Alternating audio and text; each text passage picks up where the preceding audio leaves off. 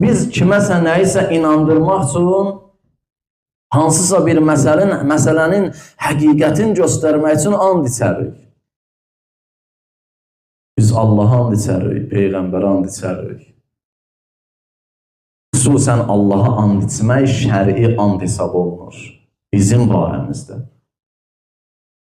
And olsun Allaha deməklə bizim andımız yerinə yetirilir və düzgün hesab olunur.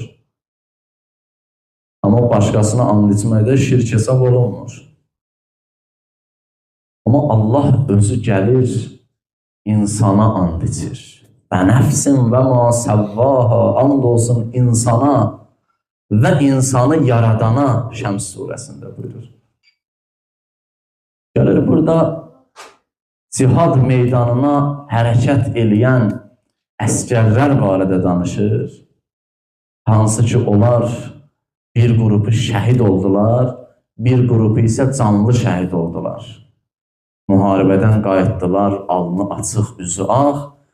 Həmən o şəxslərin barəsində buyurur ki, and olsun onların mindikləri atlara. Və and olsun həmin atlara ki, onların dırnağının arasından o qığılcım çıxır. Və and olsun sübh vaxtı o atların üzərində hücum eləyiblər düşmənə, həmin o atlara.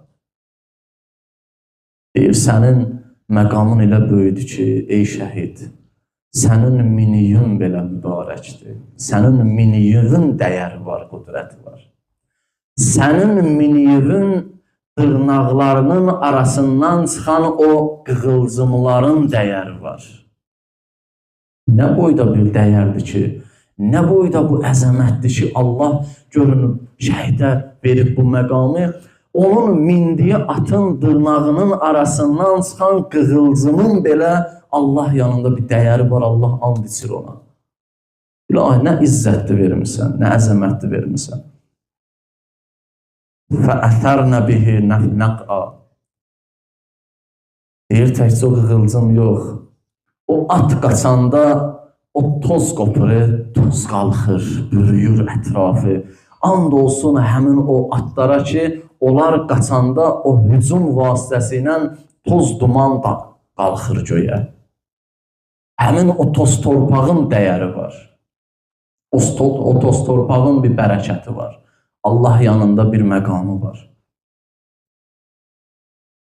Hamı o toz torpağı, hamı gedir, hamı gəzir. Hamı gedəndə toz torpaq ola bilir. Bir nəfər ova gedəndə də, atla gedəndə, mini ilə gedəndə toz torpaq olur. Məsələn, biri maşınla gedəndə toz torpaq qaldırır. Deyir, yox, bunlar yox. Bunlar insanlara mənfi təsir göstərir. Amma o mini ki, ondan sən düşmənin üzərinə gedirsən. Bəli, həmin o zaman qalxan toz torpaq müqəddəsdir. Çünki amal müqəddəsdir, məqsəd müqəddəsdir.